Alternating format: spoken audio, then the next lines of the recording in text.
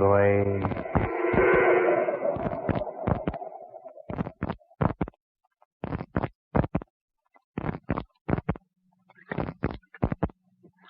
Weary days. Hot and stink. 9 days. Not a sign of another boat. Another human. Oh, look. Minutes. 9 days. Open boat. I can't believe yet that it's 1934. 9 days ago, I thought I'd get a scoop. How well I remember. I talked Winston Eberly into going with me, using his private yacht far out into the Atlantic, where things were happening. Together we defied precautions, offered ourselves as bait for some unseen devil beneath the waters of the Eastern Sea. And that was 9 days ago.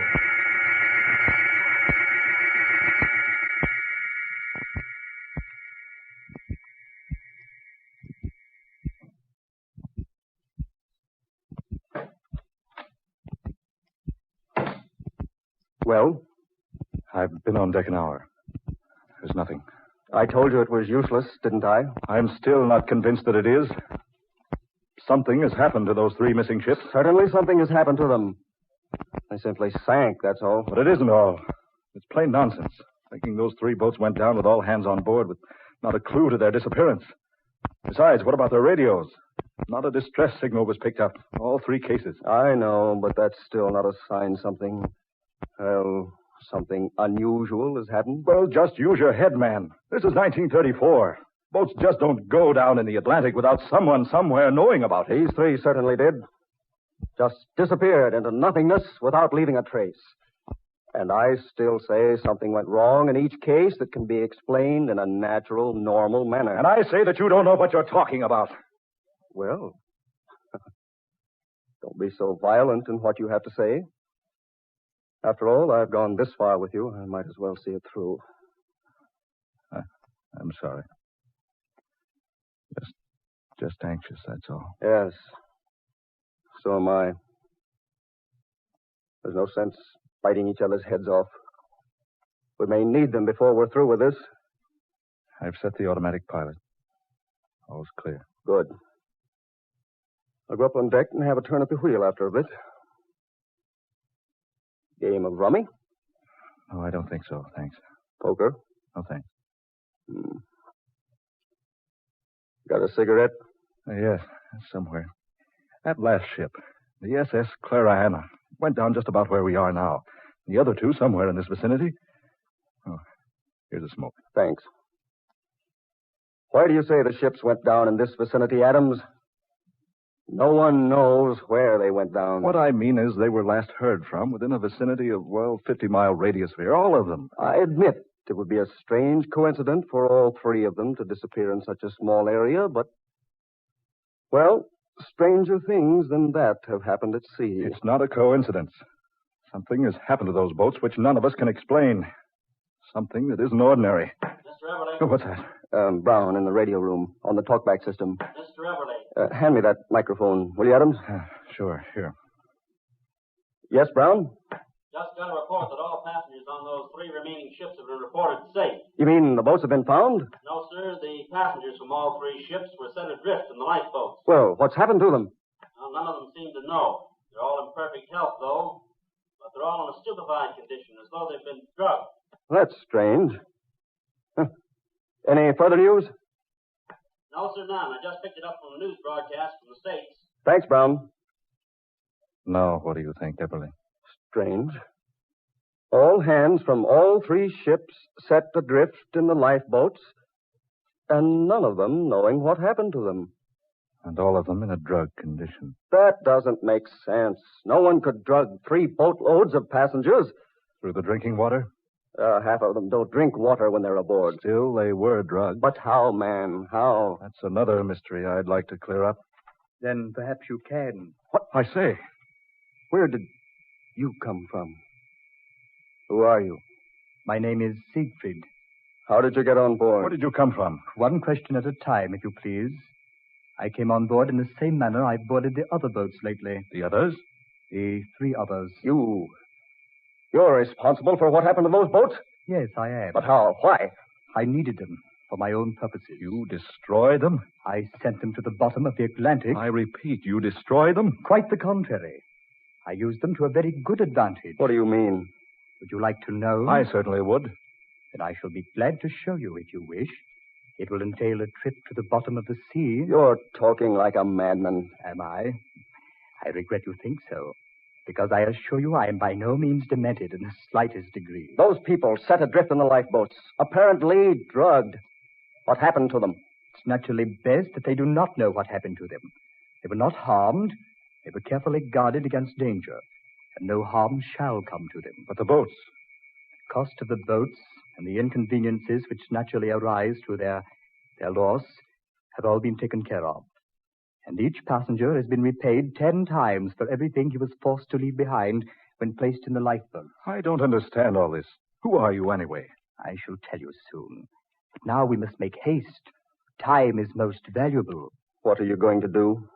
You told me you wished to see what I did with the 3 boats. I'm ready to grant your wishes and to take you to the depths of the Atlantic. But, You see, I need your boat. My boat? Yes, I've come to take it. I welcome you to go along with me, if you wish. But where? What are you going to do with the boat? I've already told you I need it. Together with the others, I have use for it. At the bottom of the sea. That's perfectly ridiculous. No one has need for a boat down there. I have. How do you propose to take us there? I cannot tell you that. You will merely do as I say. I will take you down beneath the surface safely, and I will return you safely. How can we be certain of that? I have given my word. You will find that the word of Siegfried always has been kept. Down through the ages, the centuries. Centuries? Hundreds of thousands of centuries. Do you mean that you're actually a creature from the bottom of the sea? I'm a man like you. I'm not a creature. Here, drink this. What's that? Merely what I gave the others. It's quite harmless. I don't want it.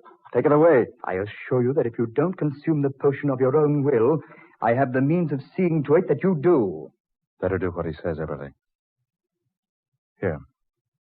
I'll take the first draft. You're a wise man, Mr. Adams.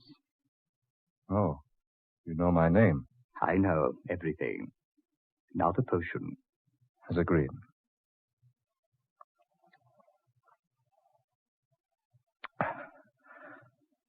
All right.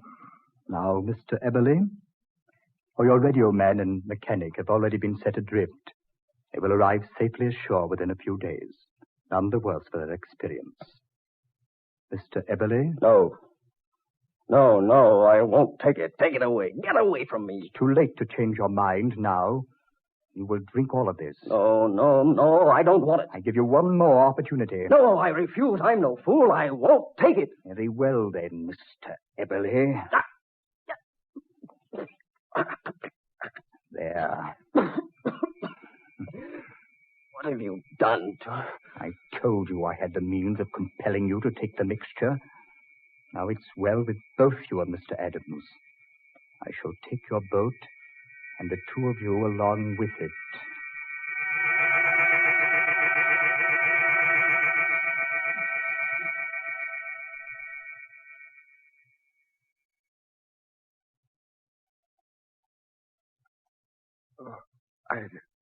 Are you quite all right now, Mr. Adams? Yes. Yes, I guess so. Where are we? Where I promised to take you. At the bottom of the Atlantic. It's so strange here. Light. Like the light above. This is almost like the place up there. Surely you're jesting. This is no spot beneath the sea. Oh, but I assure you it is, definitely. Your stubborn companion is about to rejoin us. And what's happened? Oh, Adams, are you all right? Yes, he's quite all right. And you, sir? What in the world did you do to us? I gave both of you an ancient formula, one which induces your spirit to leave your body momentarily. Then I brought you here and permitted your spirits to return again. But where are we? You are 50,000 leagues beneath the sea. Why, we can't be. So your companion thought, Mr. Heberley. You're both mistaken. There's no water, no seaweed, no sign of underwater creatures. No, indeed. That's because you've been brought not to just an ordinary place. What do you mean? What place is this? This is the ancient continent of Atlantis. Atlantis, you say? I've never heard of the place. That's because you're not a student. Your friend, Mr. Adams, seems to know quite a bit about it. Yes. An ancient continent, once located in the Atlantic Ocean. Thousands upon thousands of years ago. And which disappeared beneath the surface of the Atlantic. But that sinking of the continent began more than 1 million years ago, according to our scientists. And so it did. Slowly, over thousands of years, Atlantis began to decline, to be claimed by the waters, and new lands began to rise. South America, your continent, they had no existence in the days of Atlantis. And far to the west lay the mighty land of Mu. But what about you? Well, finally, after hundreds of thousands of years, all of Atlantis had been consumed by the hungry waters, except the island of Poseidonis, so named after the god of the sea. Yes, I know that. Poseidonis was destroyed by volcanic eruption. Not destroyed entirely, but the volcano's disturbance sent our land far beneath the sea, and that was 9,000 years before the death of Plato. 11,000 years ago. Yes, roughly speaking. But you say this land of yours wasn't actually destroyed. No. There were in our land wise men from Greece, and together with our wise ones, they foresaw the volcanic disturbance and the sinking of Poseidonis. Yes. This is the ancient island of Poseidonis, last home of mighty Atlantis. Yes. And you have existed here all this time. There is no time here, no death, only life. Amazing. Now we're fighting to preserve our life, our civilization. After these 11,000 years, our existence is threatened by the vicious waters. What do you mean? I mean, we suddenly found ourselves without sufficient materials to keep our underwater fortress safe against the water's destruction. Wait a minute. Now I'm beginning to understand. We needed metal, and lots of it, to use for reinforcing the portions of our continent which was threatened by the water. And that's where the 3 ships went, and Eberly's yacht. That's correct, Mr. Adams. In our desperation, I saw no other solution. I chose the boats containing the most metal, went aboard, and saw to the complete safety of the passengers. And then our men brought the ships down here to be dismantled and to salvage the metal. Here, I will show you. A sliding panel there. Half of the room sliding away. You see out there? The men of Atlantis putting the final touches upon the patchwork that will make our fortress secure for hundreds of years to come, thanks to the metal from your continent. Why, this place is just as modern and advanced as our civilization. You will find in many instances that it's more advanced. Now I will show you that we are as honest and as upright as any other people of the world.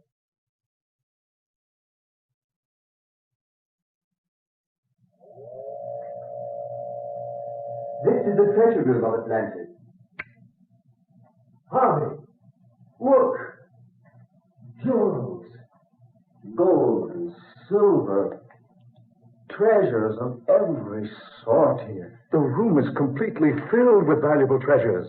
Each passenger on those boats we confiscated received a portion from our treasure room, enough to more than repay him for whatever loss he suffered. and the boat owners were paid double the value of their vessels.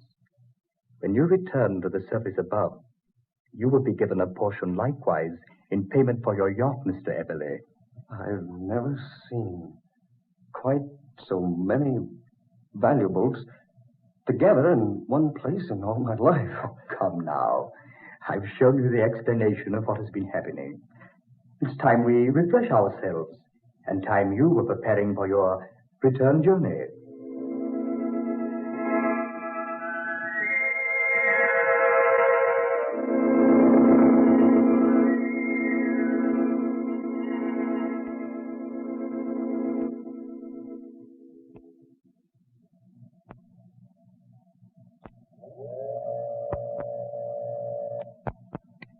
I knew I could find my way back to this vault. Just look at the treasure hidden here. Chest upon chest of beautiful jewels. Necklaces of pearl. Beads of precious jade. Loose gems and some set in the finest gold. And over there, bar upon bar of gold and silver, and some strange metal here I've never seen before. Oh, 100,000 fortunes hidden here, where no one will ever use them. What's that? The door. The light. Emily, are you in there? Adams? Yeah, I've been looking for you. Is there any light in here? Yes, just a second. Close that door. What are you doing in this treasure room? That fellow who calls himself Siegfried says we'll leave here soon, and I'm taking some of this treasure with me. But he said you were to have a portion of it.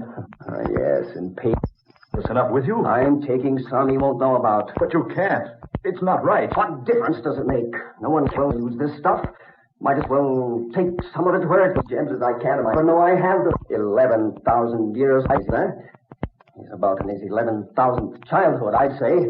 Here, hold these diamonds. But I don't want any part of this. I'll take care of getting them away from here. Eberle, I advise you not to do this. Listen, You could not conquer the worldly desire to steal our treasures. You'll never use them. Nonetheless, they still belong to us. Why not let us take them where they'll do us some good? They're useless laying here. I had intended to give each of you enough of the treasure to make you wealthy me from doing so. look here, Siegfried. Those are loves to Adams have known better than 10,000 years ago in vice.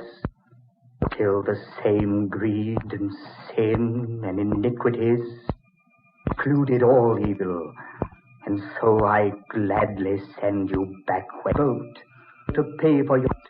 You get that before you reach the safer torture.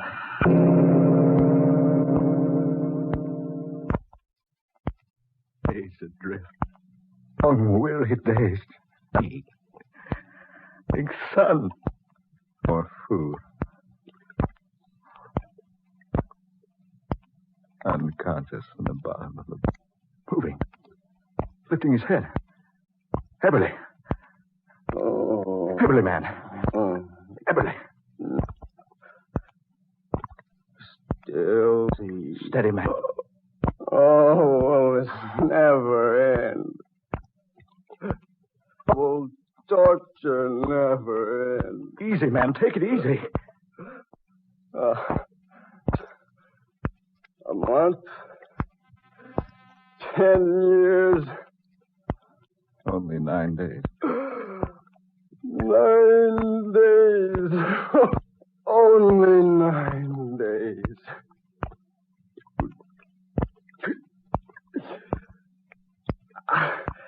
I can't stand it, Harvey. I can't stand it any longer. Save your strength, man. I'm going mad. I can't stand it. There in the bottom of the boat. The chest of treasure in payment for my yacht. Eberle! Eberle! What good will it do now? We'll be dead when we reach shore. All we'll be Steady. But nobody else will get it. What are you going to do? There won't be left here for anybody else. I'll see to it that no one else gets his hands on it. Everly! He cheated us out of the rest of that treasure. Everly, don't jump! No one else will get this. Everly! I'll take Everly!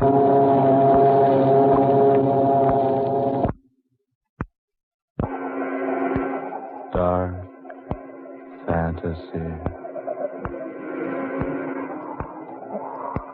You have heard Convoy for Atlantis, tonight's original tale of dark fantasy by Scott Bishop, originating in the studios of WKY and based upon an idea suggested by Ken Wright.